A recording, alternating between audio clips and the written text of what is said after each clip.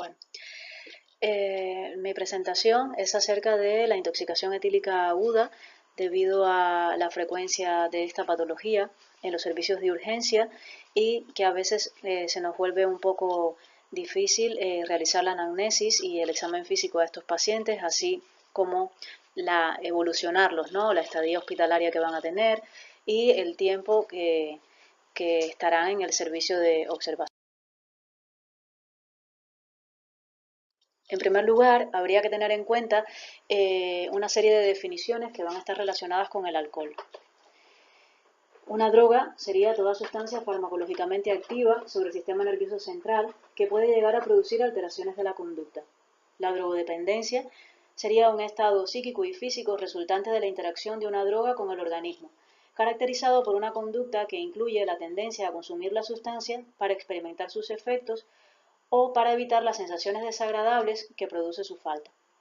La dependencia sería un patrón desadaptativo prolongado, al menos durante 12 meses, de consumo de una sustancia, que incluye la tolerancia, que es la necesidad de aumentar la dosis para conseguir el efecto deseado, o la disminución del efecto cuando se mantiene la misma dosis, y la abstinencia, que sería la aparición de síntomas físicos o psíquicos al dejar de consumir la sustancia que produce la vuelta a su consumo para conseguir el alivio. Y por último, el abuso, que es el consumo perjudicial. Sería un consumo prolongado, al menos de 12 meses, de una sustancia que, a pesar de que se impone el abandono de las obligaciones laborales, académicas o domésticas, plantea problemas legales, supone un deterioro de las relaciones interpersonales o sociales, o se hace en momentos en que implica un peligro físico.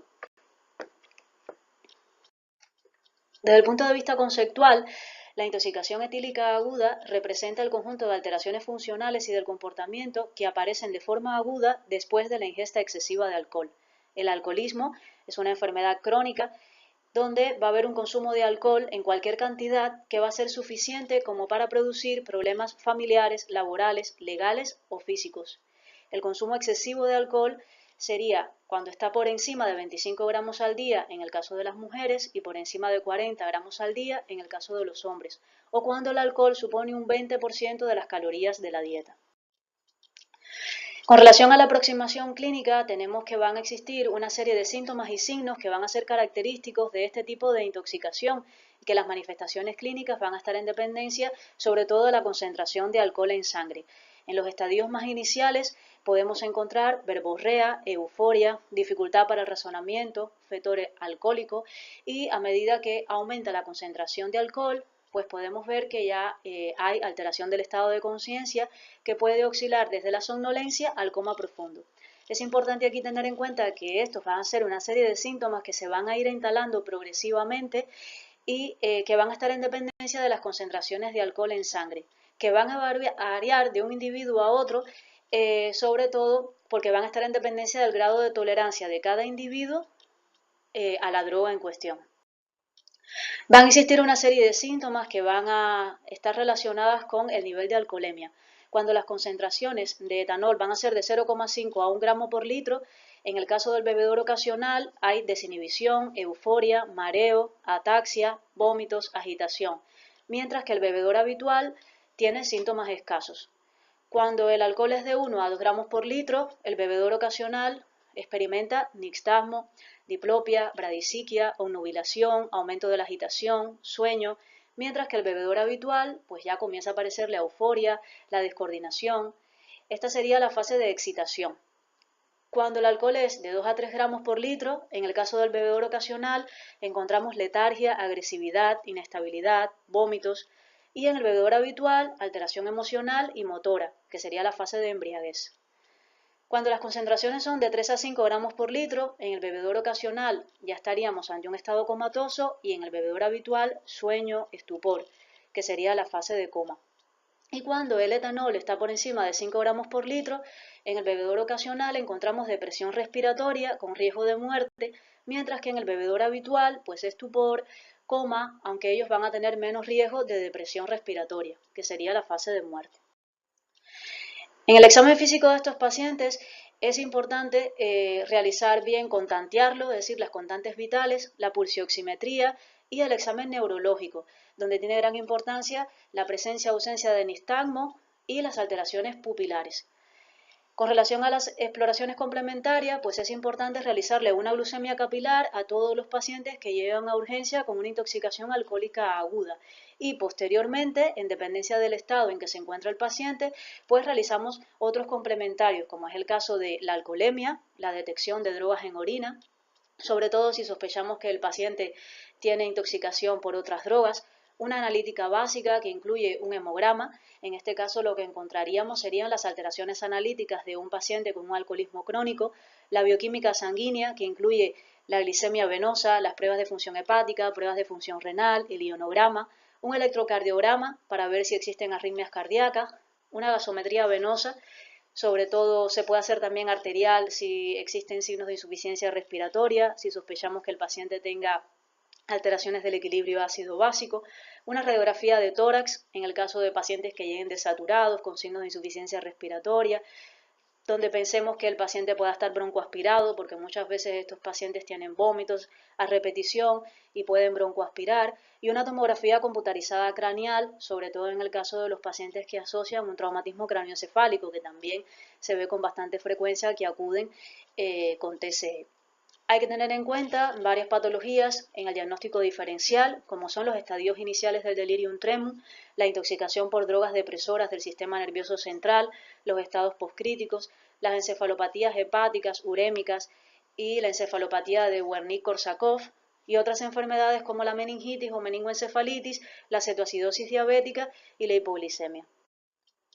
Con relación al manejo, pues está en dependencia del estado en que se encuentra el paciente. Si el paciente se encuentra que tiene una intoxicación etílica leve, es decir, si viene con un estado de somnolencia, pero no hay toma de la conciencia, no hay afectación neurológica, no hay un TCE asociado, pues puede ser que el paciente no requiera ningún tratamiento. Se pueden realizar medidas generales de prevención, es decir, colocar al paciente en un box que esté tranquilo, a veces necesitan de una contención temporal. Hay que tratar de prevenir en estos pacientes las caídas, las autolesiones y hacer un control de las constantes vitales, teniendo en cuenta que la metabolización del alcohol va a ser de 7 gramos por hora de alcohol puro.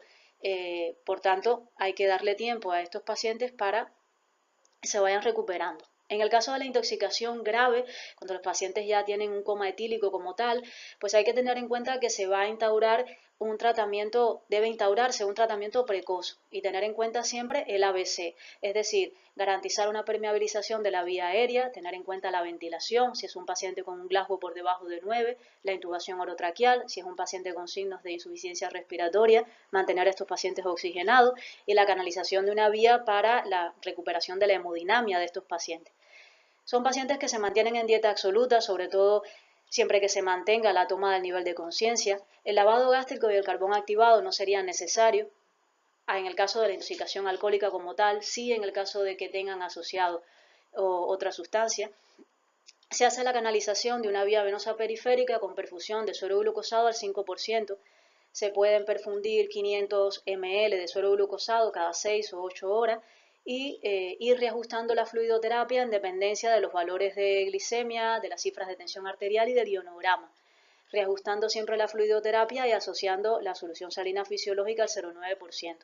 Se va a constantear la tensión arterial, la temperatura y la diuresis cada 8 horas, la administración de la vitamina B1, que es la tiamina, 250 miligramos en 24 horas intramuscular, previo a la administración del suero glucosado,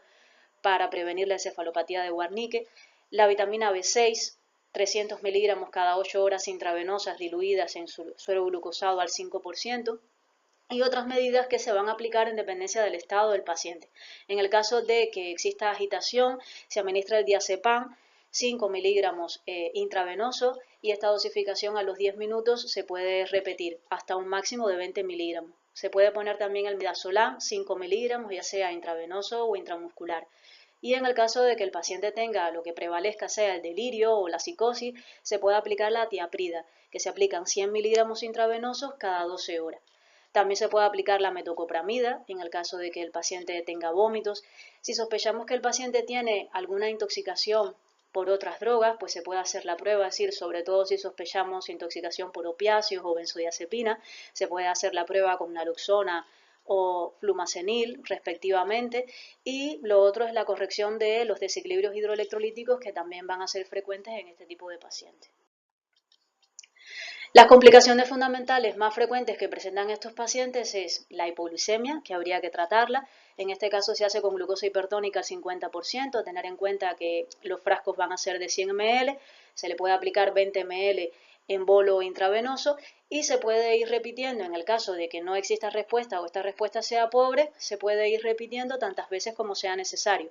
Pero tener en cuenta que ya a la segunda o la tercera dosis, por lo general, los pacientes recuperan. Si hay deshidratación, pues se aumenta la fluidoterapia y si hay acidosis metabólica se trata con bicarbonato sódico o un mol si el pH es inferior a 7,20. Ya desde el punto de vista general, el protocolo que vamos a llevar a cabo en estos pacientes, si hay una intoxicación etílica aguda leve, se llevan a cabo las medidas generales, es decir, el decúbito lateral, la monitorización de las constantes, la vigilancia del nivel de conciencia y si el paciente permanece bien, pues se puede dar un alta a domicilio.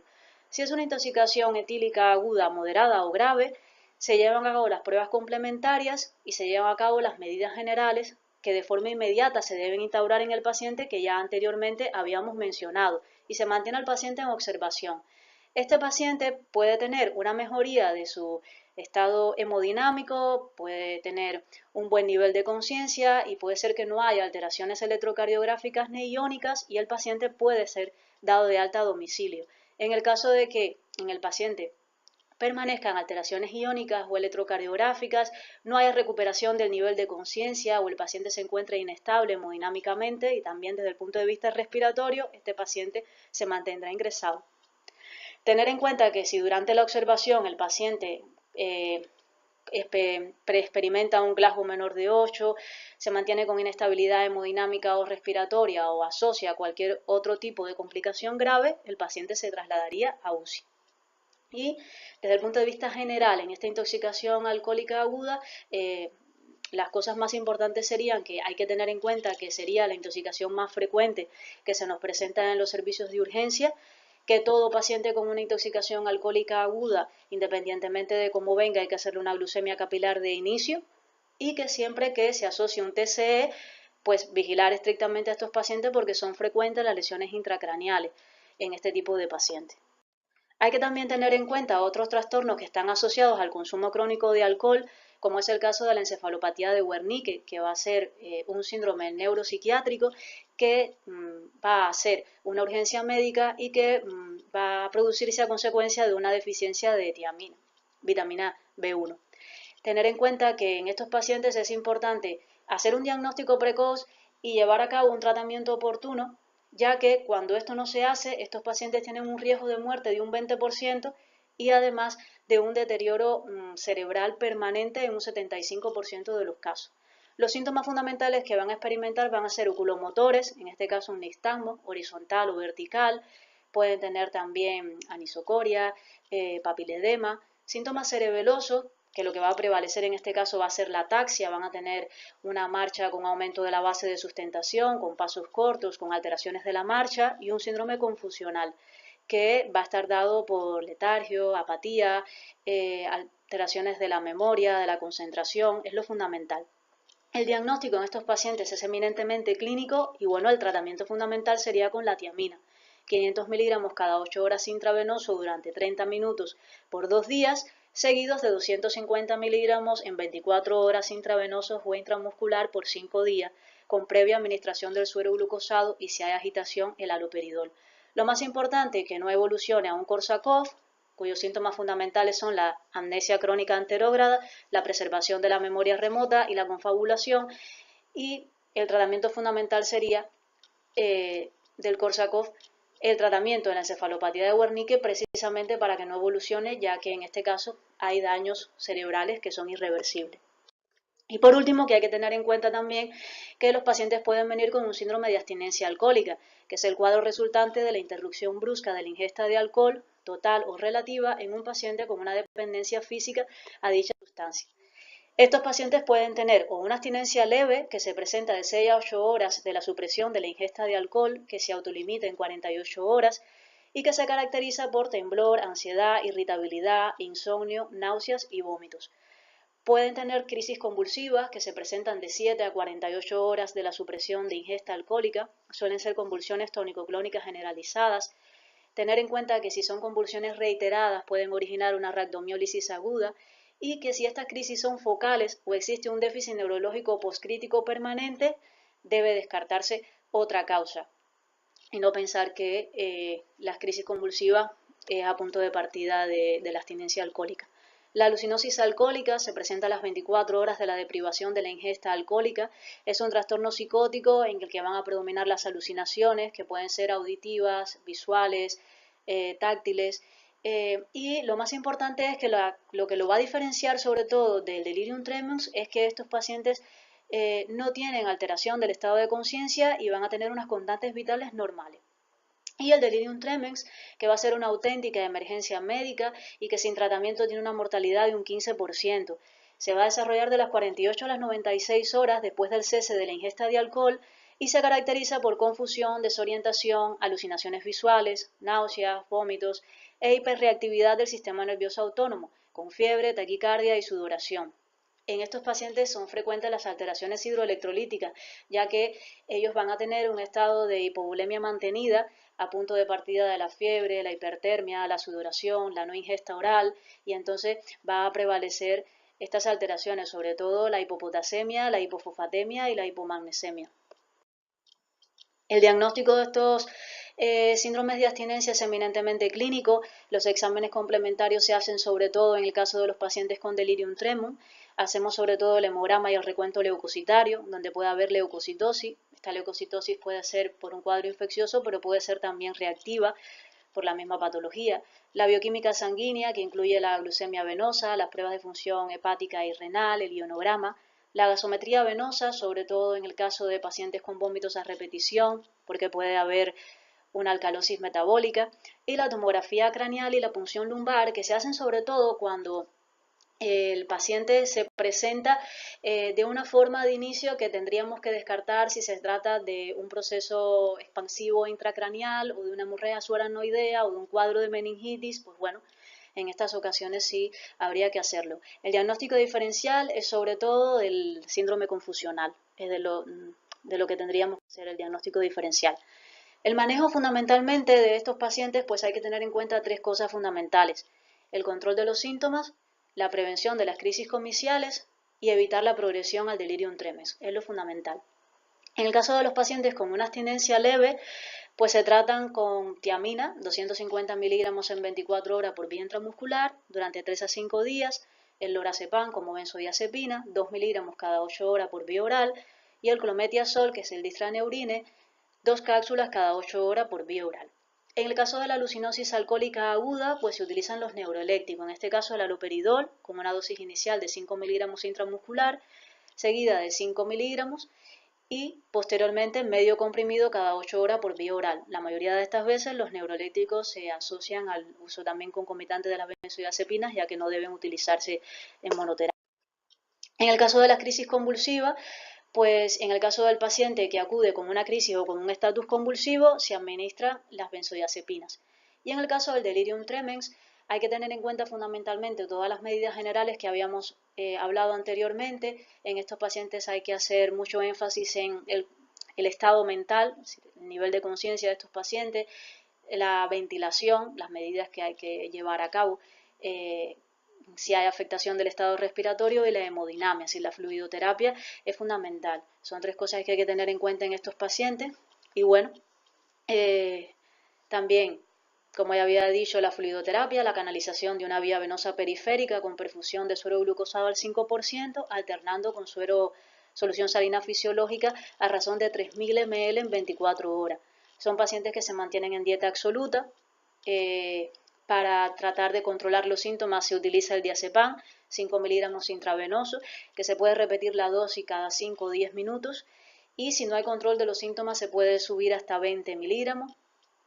Se hace el control de las constantes, como la tensión arterial, la temperatura y la diuresis, cada 4 horas. Y la administración de tiamina, 250 miligramos en 24 horas intramuscular durante 3 a 5 días.